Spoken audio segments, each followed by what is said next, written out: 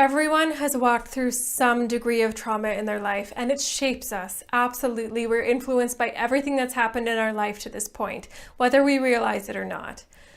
But that doesn't mean that it has to continue to shape our future. Welcome to the Intuitive Health Channel. I'm your Vitality Lifeguard, Heather Thatcher, and I am so grateful that you're here.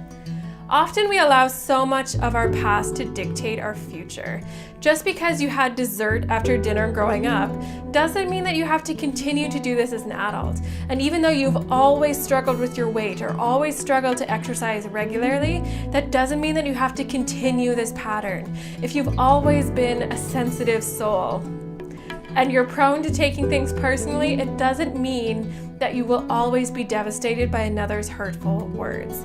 You can't change the experiences that brought you to where you are right now, that have formed your personality, created your routines and your habits, and how you interact with the world. That's done. All of your past experiences have brought you to this moment right here as you're watching this video, and you cannot change this moment. You can, however, decide how you're going to move forward from here and create effective change. Willpower and motivation are only going to get you so far, though. They're not really the way to do this. To release the past, you need to do this one thing. Otherwise, you're going to keep coming back to your old habits and energetic patterns. You need to stop blaming yourself. 99.9% of the time, you are not the problem, and you have never been the problem. There are so many factors outside of your influence, and even though you might wish that you could change them, the fact is you can't. You can become aware of them and release their ability to influence you as strongly as they did before. But change like this doesn't come from a place of self-loathing and blame. In order to change, you have to accept everything that brought you to this moment and then choose to follow a different pattern. Acceptance is an emotion rooted in love, something that many of us struggle to apply to ourselves. So notice how you're applying loving acceptance to others. It's a lot easier for us to show compassion to others than it is to ourselves. And we can start by noticing how we don't blame others and show them love instead. So think of the last time a friend came to you with a problem. Were you quick to point out their flaws, how they have no willpower, they were stupid, made the wrong choice again, and got what they deserved? Of course not. You validated how they were feeling, you reassured them that you were going to figure this out together. So now reverse that. You're the one that had something go horribly wrong. Think of your self-talk and how your stress level would be influenced by this. So why the difference? Why are we so quick to immediately support a friend with compassion and acceptance, but we lean towards beating ourselves up and falling into blame?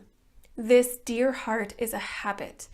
Just like how we brush our teeth in the morning, even energetic and emotional patterns like this are habits, and habits can be broken. So let's talk about emotional habits versus physical habits.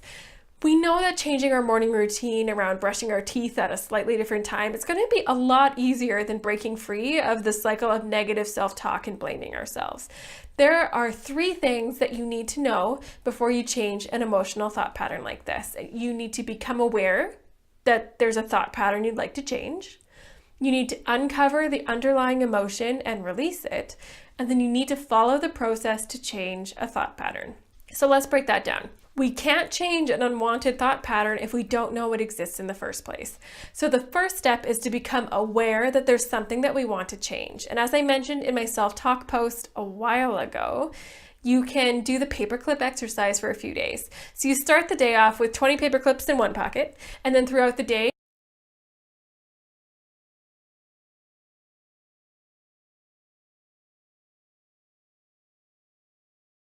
keep moving paper clips over throughout the day, and you may notice that all 20 paper clips have now moved from this side over to this side. And don't worry, just start moving them back over to the other pocket.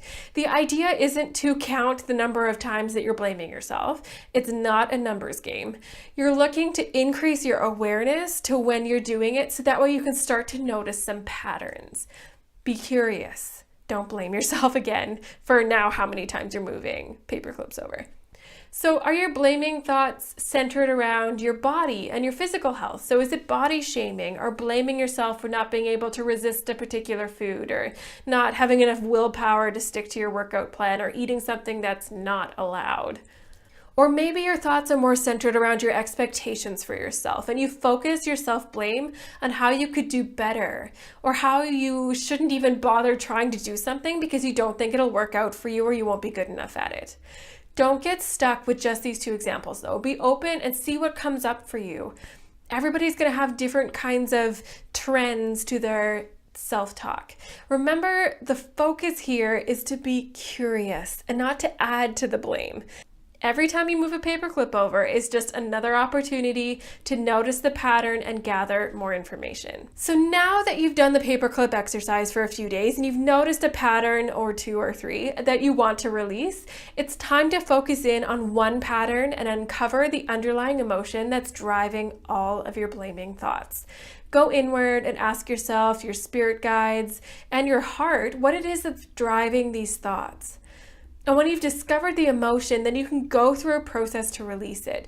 Meditation, journaling, and other reflective practices like this can be really beneficial to release the feeling from the higher mind. Now that you've noticed your thought pattern, you have released the underlying emotion, you're ready to decide how you want to respond in the future. And I have a guide for you that's going to walk you through exactly how to do this with examples and step-by-step instructions. And if you're interested in that, then check out the description below. There'll be a link in there.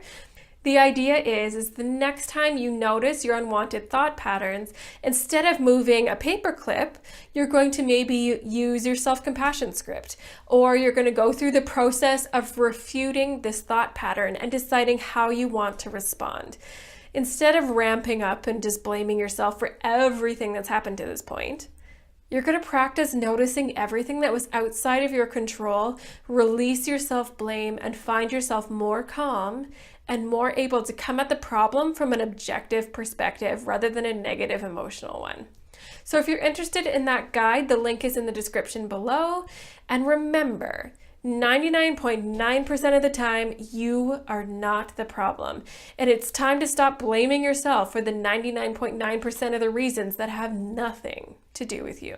Thank you so much for spending this time with me. I am so grateful for the energy that we shared today.